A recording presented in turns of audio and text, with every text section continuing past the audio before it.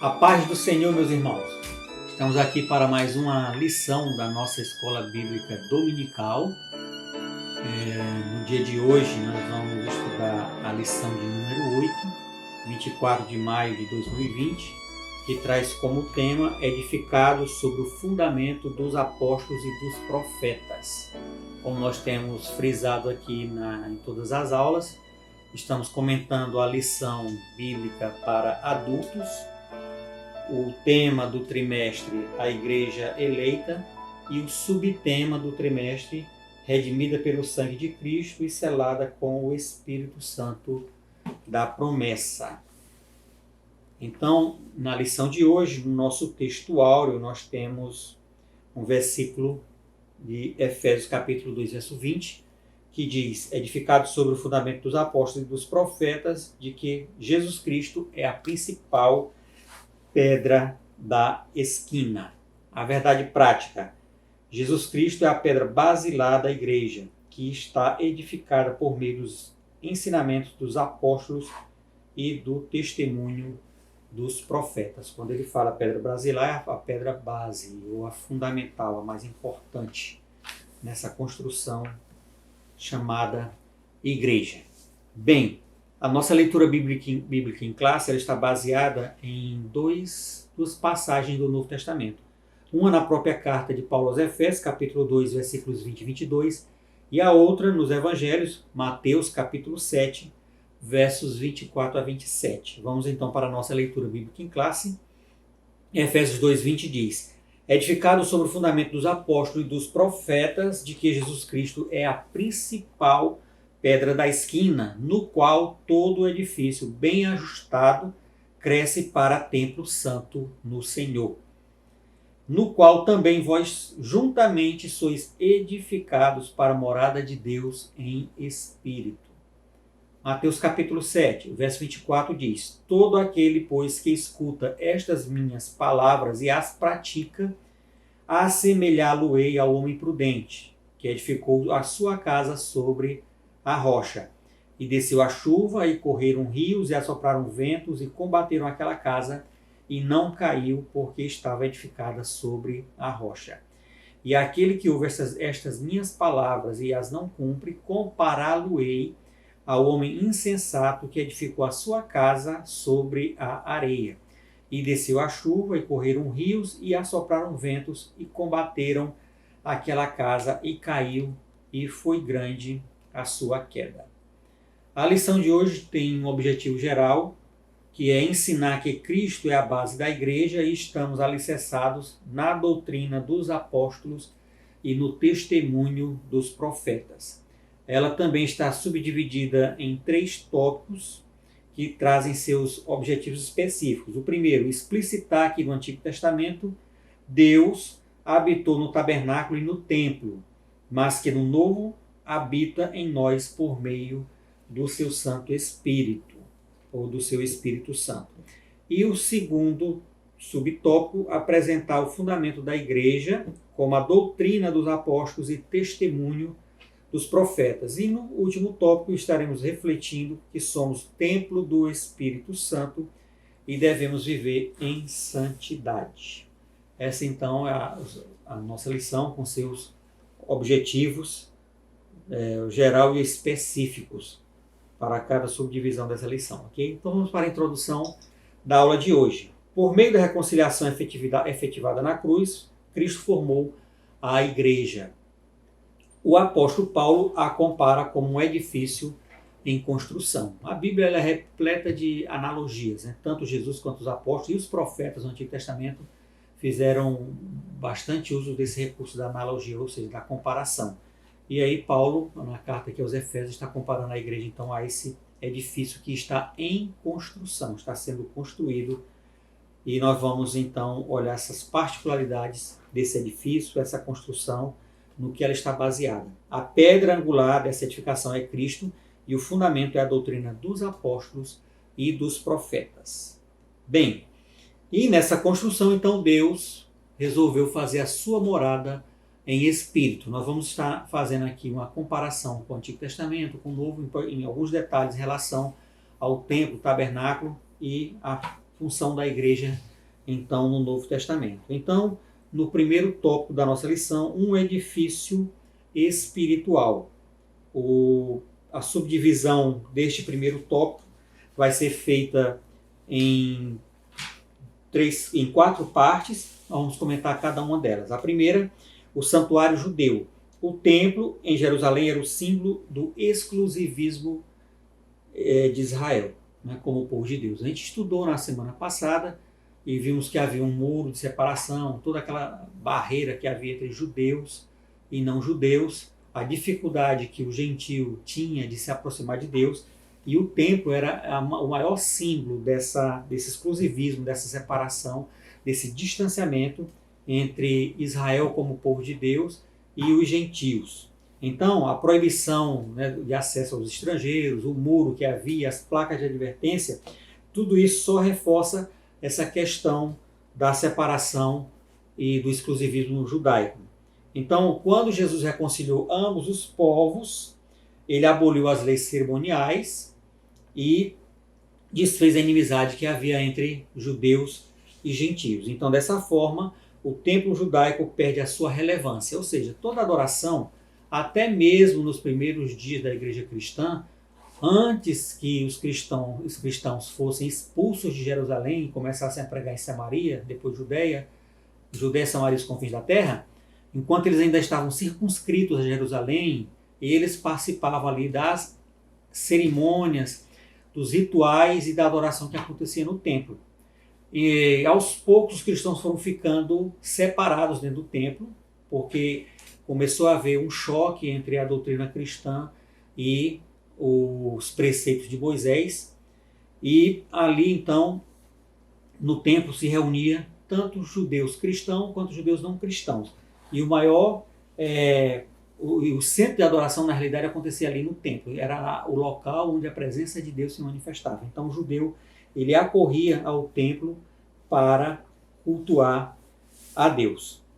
Só que com o advento do cristianismo, e nós vamos ver então aí Jesus já começou a fazer essa mudança ali com aquele discurso, aquele bate-papo, aquele diálogo que ele teve com a mulher samaritana, quando ela questionava que os pais, os antigos, falavam para os samaritanos que o verdadeiro lugar de adoração deveria ser ali no Monte Gerizim, e que Jesus disse que a salvação viria dos judeus, que o verdadeiro local de adoração era Jerusalém, mas que a partir daquele momento estava se iniciando uma nova era, uma nova fase, que na realidade nem Jerusalém, nem naquele local que era o Monte Gerizim seria adorado Deus, mas Deus estaria procurando adoradores, e aí poderia ser em qualquer local que o adorassem em espírito e em verdade. Então o templo em Jerusalém, aos poucos, ele vai perdendo a sua importância para os cristãos. Os cristãos agora começam a entender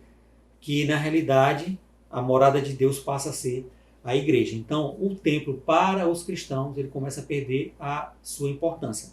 Para os judeus, que não eram convertidos ao cristianismo, a situação perdurou até o ano 70, quando o general Tito derrubou Jerusalém, e entrou e invadiu o templo e destruiu.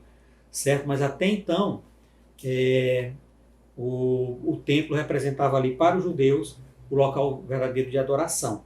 Certo? E os cristãos que estavam na Judéia e ali, né, na própria Jerusalém, eles acorriam ao templo para a adoração, mas aos poucos foram se distanciando. Bem, o santuário cristão. Os que pertencem a Cristo são comparados a um edifício onde Deus habita em espírito. O ensino apostólico lembra Salomão quando este reconheceu que o templo em Jerusalém não poderia conter a Deus.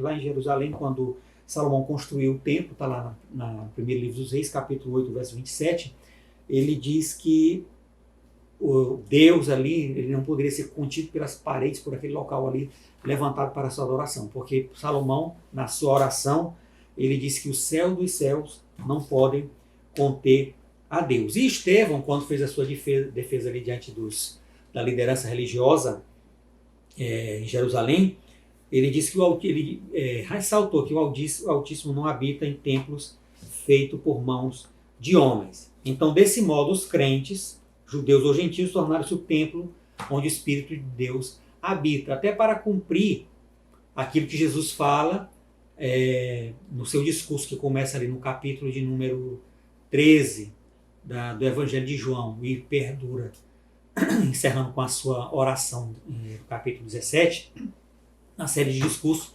Jesus disse que aquele que amasse realmente a ele, ao Pai, guardaria os mandamentos do Pai, e o Pai e ele viriam e fariam nele morada.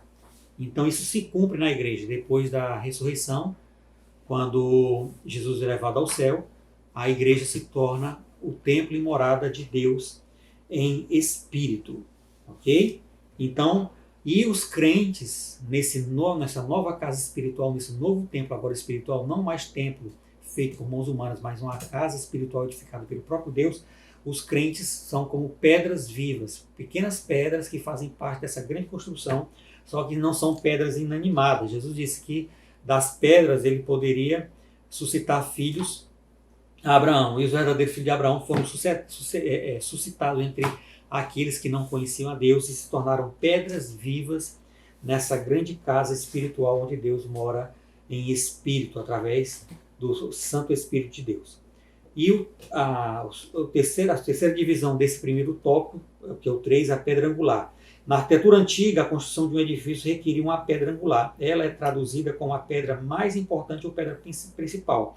Ela era posta no canto do prédio para sustentar o alicerce e firmar e unir toda a estrutura e manter as paredes em linha certa.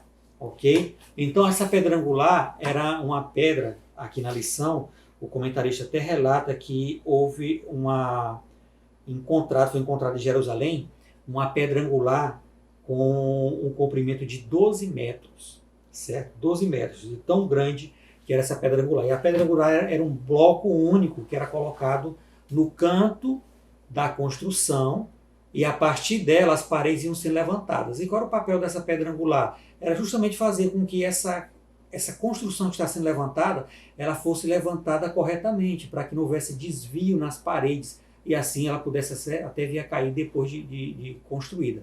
Então a pedra angular ela tinha um papel fundamental nas construções antigas. Então ela era colocada, era uma pedra grande, um bloco só, que aí aparece o termo monólito, que é um bloco único, certo? E a partir desse bloco único, dessa pedra, é que as paredes iam sendo levantadas e alinhadas a ela. É importante essa analogia, nós vamos comentar daqui a pouco no decorrer da nossa lição. Bem, Cristo, a pedra principal. A identificação de Cristo com a pedra angular remonta à profecia messiânica em que a pedra rejeitada tornou-se a cabeça de esquina. Ele mesmo afirmou-se a cabeça de esquina. Assim como também os apóstolos testificaram ser Cristo a pedra principal. Tanto Pedro, lá no capítulo 4 de Atos dos Apóstolos, e na sua primeira carta, ele faz esse comentário. Portanto, a pedra angular deste novo santuário é o próprio Cristo. No Sermão do Monte, aprendemos que o homem prudente edifica a sua casa sobre a rocha, que é Cristo. Pois bem, então, citando profecias do Antigo Testamento, principalmente Isaías, que fala que a pedra, que os edificadores rejeitaram a pedra principal, e essa pedra se tornou, na verdade, a grande pedra principal, a pedra de esquina, ou seja, essa pedra seria rejeitada pelos homens, mas ela seria a base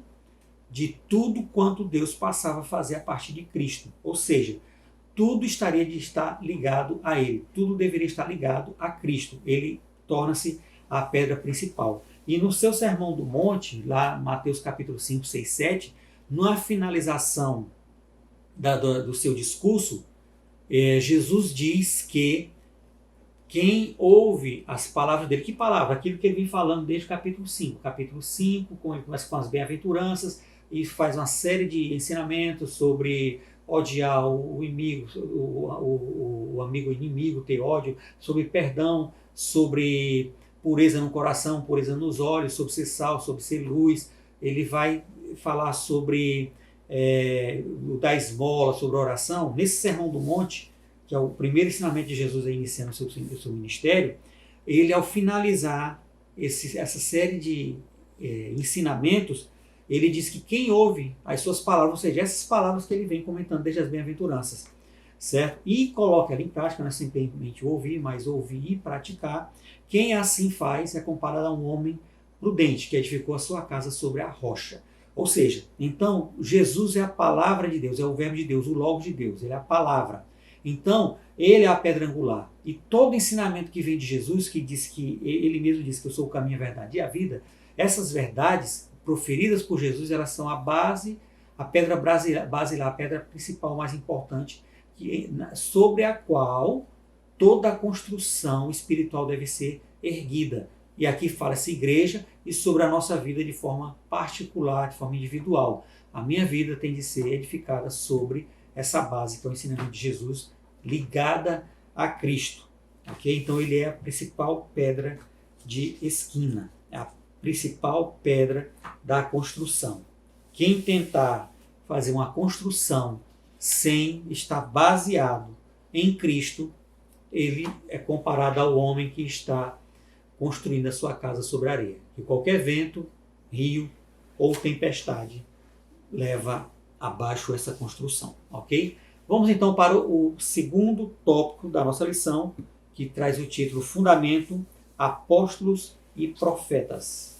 Bem, o conceito de apóstolos. O termo grego apóstolos é usado para enviado ou mensageiro. Esse é o significado da palavra apóstolo lá na língua grega, enviado ou mensageiro. O apostolado é centrado na natureza da missão de Cristo, que foi enviado para ser o Salvador do mundo. Então Jesus veio como enviado do Pai. E ele, ao retornar para o Pai, ele comissionou 12 sucessores para os enviar também para levar a mensagem do Evangelho. Ok? Então, o apostolado está baseado nesse sentido de ser enviado. E o enviado sempre levando uma mensagem. Tá? E Mateus, Marcos e Lucas, que são os evangelhos sinóticos, eles usam o termo quando se referem aos 12 escolhidos de Cristo. Quando Jesus escolhe os 12, eles passam a ser chamados de apóstolos. E quem eram esses apóstolos? Eram testemunhas oculares. Andaram com Jesus, viram Jesus operar seus milagres e, principalmente, foram testemunhas da sua ressurreição. Mais à frente, depois que Jesus é recebido no céu, lá em Atos capítulo 1, os apóstolos se reúnem para colocar um sucessor para a 12ª vaga, que era ocupada ali por Judas, que havia se suicidado, traiu o mestre e tirou a própria vida. Então eles procuram um novo sucessor para ocupar essa posição vaga. E um dos critérios que eles utilizaram foi que o candidato deveria ter caminhado com Jesus, deveria ter sido testemunha da sua ressurreição. Ok?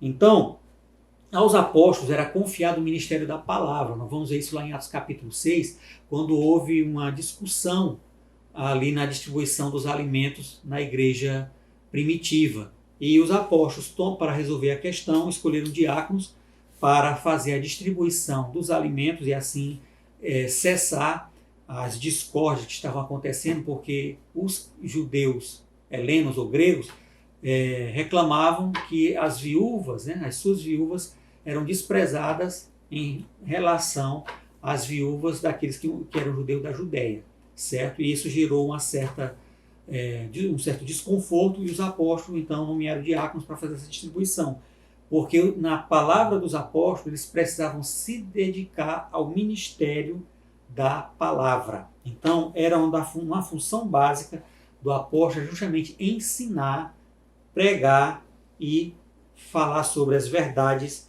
de Deus, ok? Então nesse aspecto os apóstolos são aqueles que foram comissionados por Cristo para a igreja primitiva, e a mensagem que era Cristo era o fundamento deles, ou seja, o fundamento da mensagem dos apóstolos era a pessoa de Jesus. Bem, a doutrina dos apóstolos, embora não se possa desassociar das pessoas o ofício que ocupavam, o que constitui o fundamento da igreja não são os apóstolos, sim a doutrina que eles ensinavam. Nós vamos ver que lá em Atos 2:42 diz que a igreja primitiva perseverava na doutrina dos apóstolos, ok? Então, a base da igreja, esse edifício foi levantado em cima do ensinamento dos apóstolos, que nada mais era do que o próprio ensinamento de Cristo, porque os apóstolos tiveram o grande desafio de pegar todos os discursos de Jesus e aquilo que eles ouviram da boca do próprio mestre e transformar em termos práticos. As epístolas vão justamente fazer isso, traduzir os evangelhos de forma prática para o nosso dia a dia. O apóstolo Paulo faz isso nas suas 13 cartas, nós temos as cartas pastorais e as universais. Os escritores hebreus, Pedro, João, Tiago, eles vão então fazer essa interpretação da mensagem de Jesus, colocando em termos práticos. Então, os ensinamentos dos apóstolos nada mais é do que o ensinamento de Jesus transformado trazido para o dia a dia da igreja de forma mais compreensível ali para a igreja cristã. Então, assim como não se pode mexer na pedra angular, depois de colocado o alicerce, igualmente o fundamento da igreja não pode ser violado.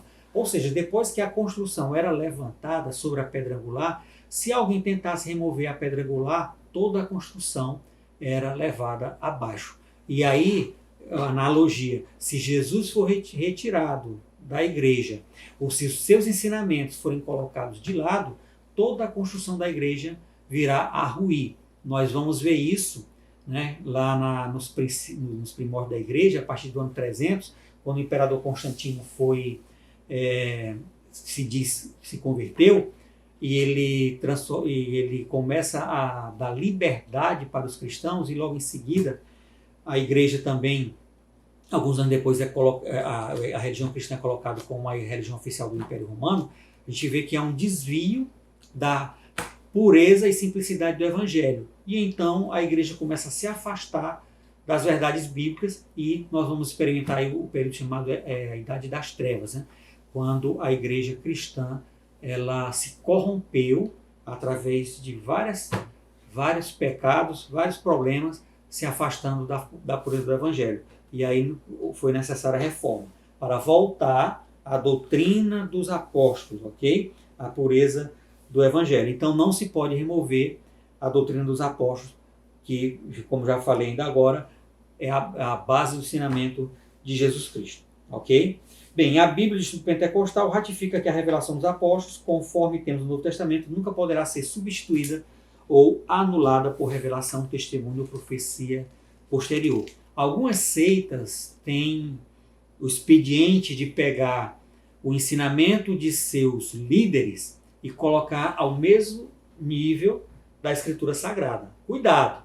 Qualquer pessoa que queira dizer que a sua palavra tem a mesma autoridade da Bíblia Sagrada, afaste-se dele, porque a revelação foi fechada lá em Apocalipse, capítulo de número 22, ok? Então, a palavra de Deus foi fechada, não há mais nenhum escrito que tenha autoridade de inspiração por Deus, a não ser os 66 livros que estão contidos na Bíblia Sagrada, certo? E as seitas, elas costumam fazer isso, colocar o ensinamento de seus líderes no mesmo nível do ensinamento da Bíblia Sagrada.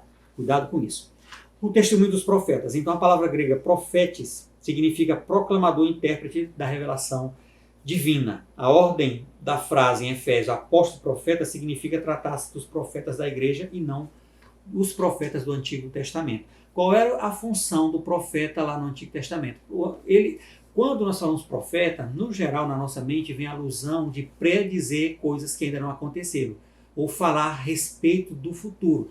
Mas o profeta, ele não só trazia sentenças de Deus que iriam acontecer no futuro, mas também ele era um denunciador do pecado, das coisas erradas, da corrupção, da falta de ajuda aos necessitados.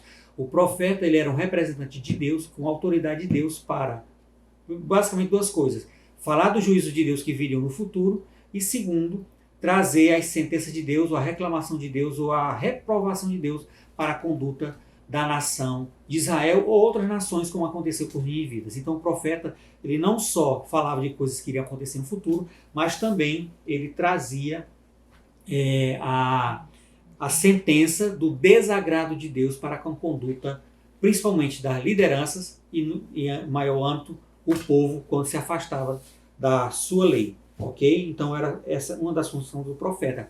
E nós vamos ver lá em Efésios, vamos estudar esse capítulo de forma mais específica lá na frente, que Deus tinha colocado também apóstolos e profetas na igreja cristã, certo? Então, a igreja primitiva tinha sim seus apóstolos e profetas que traziam aí mensagens da parte de Deus.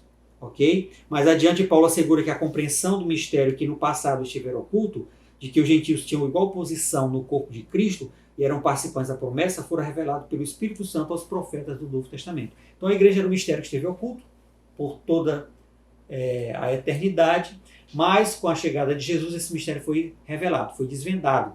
E essa revelação veio por intermédio dos apóstolos e dos profetas, que receberam essa revelação de Deus e nos transmitiram através da escrita da Bíblia Sagrada. Vamos então para a última parte da nossa lição, já caminhando para o encerramento do nosso estudo da Escola Bíblica Dominical no dia de hoje. O terceiro tópico diz: edificados para a morada de Deus. E aqui ele traz no primeiro subponto, na primeira subdivisão desse terceiro tópico, o 1 diz edifício bem ajustado. A expressão todo edifício bem ajustado indica um processo contínuo de desenvolvimento dos crentes. Quando a pedra angular era lançada, as paredes começavam a ser edificadas e levantadas a partir dessa pedra angular. E cada pedra era encaixada uma na outra de forma harmoniosa. Para quê? Para que essa parede não viesse a cair. Então era necessário ter uma harmonia, e isso era feito de forma gradual pelos construtores. Iam encaixando pedra sobre pedra e levantando então a parede da construção. Então isso fala de harmonia. A igreja cristã precisa de harmonia no seu meio. Ela precisa estar bem encaixada harmonicamente para que essa construção possa permanecer de pé. Caso isso não aconteça, vamos ver divisões, cisões na igreja que mais prejudicam ou que somente prejudicam a continuidade do reino de Deus aqui na terra. O crescimento da igreja também depende de tudo ser bem ajustado a Cristo. Jesus disse: eu sou a videira verdadeira, vós sois as varas. Então, tudo tem de estar ligado a Cristo, que é a pedra principal. Líder aqui na terra, nenhum líder humano pode querer assumir essa posição que pertence unicamente a Jesus Cristo. Seja querendo autoadoração ou se colocar numa posição acima do que a Bíblia requer, ou mesmo dizendo que suas palavras são palavras inspiradas por Deus. Líder nenhum pode assumir essa posição. O próprio apóstolo Paulo, lá em Gálatas capítulo de número 1, verso 8, ele diz: ainda que nós mesmos, um anjo descido do céu, vos anuncie um outro evangelho, além do que vos tem anunciado, que seja anátema. Ok? Então, que seja maldito. Então, nada pode substituir. O próprio Paulo disse: mesmo que eu tente mudar aquilo que eu já passei para vocês, desconsiderem. Considere como algo que deve ser amaldiçoado e colocado de fora, de lado. Ok? Então, nessa caminhada, o salvo comporta-se como filho obediente e passa a evidenciar o fruto do Espírito. Então, quando essa construção está bem harmoniosa, ligada na pedra principal, que é Jesus Cristo, ela vai refletir obediência e um desenvolvimento contínuo diante de Deus. Uma igreja bem estruturada, alicerçada, onde você não vai ver escândalos, você não vai ver divisões. Pelo contrário, você vai ver simplicidade, humildade, amor ao próximo, assistência aos necessitados e pregação do Evangelho, missões sendo executadas por essa igreja. Bem, o desenvolvimento prossegue até alcançar a medida completa de Cristo, ou seja, maturidade espiritual. Conhecer Jesus, conhecer a vontade dele para nossas vidas, conhecer a sua palavra e colocar ela em prática. Seria a medida completa de Cristo, ok? E nessa situação, quando a igreja está bem alicerçada na palavra de Deus, ligadas a Cristo, que é a pedra principal da esquina, o Espírito Santo faz morada sobre essa igreja e então há uma harmonia espiritual no meio cristão. Templo santo no Senhor. A palavra aqui usada para o templo é o vocábulo naon, que designa o recinto interior, o lugar santíssimo. Bem, quando o tabernáculo foi levantado no deserto, Moisés também recebeu a ordem de confeccionar determinados utensílios. E um deles, bem conhecido no nosso meio, que é a Arca da Aliança. Então a Arca da Aliança ela ficava no lugar santíssimo, o lugar onde o sacerdote entrava uma vez por ano para oferecer sacrifícios pelos pecados não conhecidos, por assim dizer, os pecados da ignorância do povo. Uma vez no ano apenas ele fazia isso. E o local da Arca da Aliança era o local da manifestação de Deus. Ali era como se a habitação de Deus acontecesse naquele local.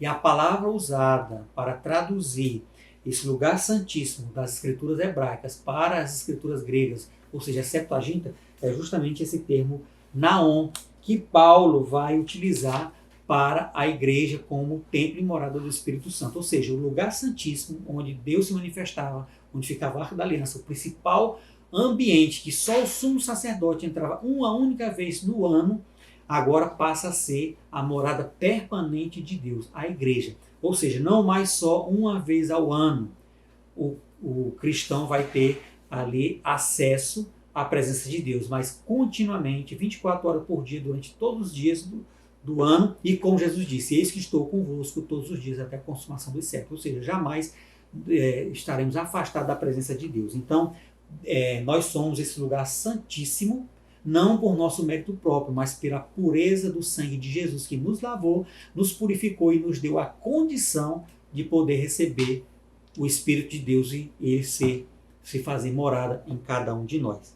Bem, todavia, a analogia paulina não se refere à estrutura material, mas sim ao crente que se tornou templo santo, separado do pecado.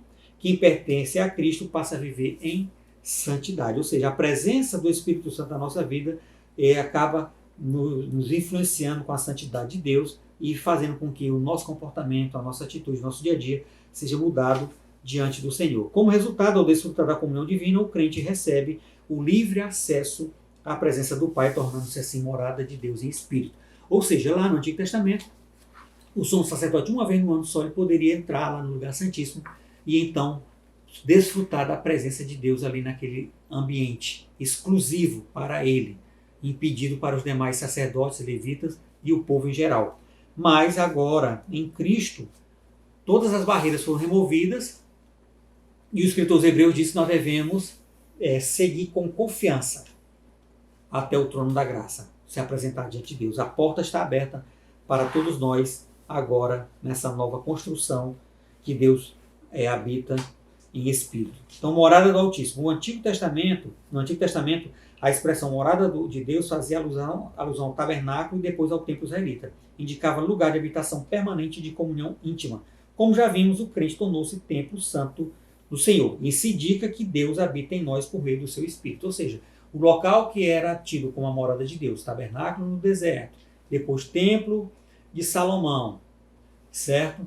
Esse local deixa de ser o conhecido habitat de Deus e agora passa a ser a igreja de Cristo, o coração de cada crente, o coração de cada crente ao redor do mundo, aquele crente ligado a Cristo, que crê nele e se submete ao seu senhorio, passa a ser a morada de Deus em espírito. É a grande honra que nós recebemos da parte de Deus, apesar de não sermos dignos e jamais nos tornarmos dignos, mas recebemos dignidade que veio através da morte e ressurreição de nosso Senhor e Salvador Jesus Cristo. E agora podemos dizer que Deus habita em nossos corações em espírito.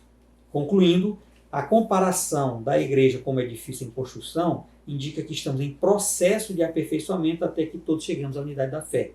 A pedra angular, que é o próprio Cristo, não pode ser substituída. A doutrina dos apóstolos e o testemunho dos profetas não podem ser revogados. Então essa grande construção está sendo levantada, ligadas a Cristo, que é a pedra principal e cabeça de esquina, a pedra angular, e essa pedra não pode ser removida, ou seja, a igreja cristã ela está baseada na existência do Salvador, do Senhor Jesus Cristo. Estamos ligados a Ele, nada pode substituir a Jesus. Estamos ligados a Ele eternamente, para sempre. E o que nos dá firmeza nessa construção é justamente as suas palavras que foram trazidas pelos apóstolos e colocadas nas páginas do Novo Testamento. Deus abençoe a sua vida, a sua família. Espero encontrá-lo mais uma vez aqui no próximo domingo. Deixe aí seus comentários, marque aí o sininho para receber novas atualizações do canal, dê o seu like e compartilhe essa aula com alguém que você sabe que vai precisar ou que vai ser abençoado por ela. Deus abençoe sua casa, sua família, glória seja dada ao seu nome. Amém.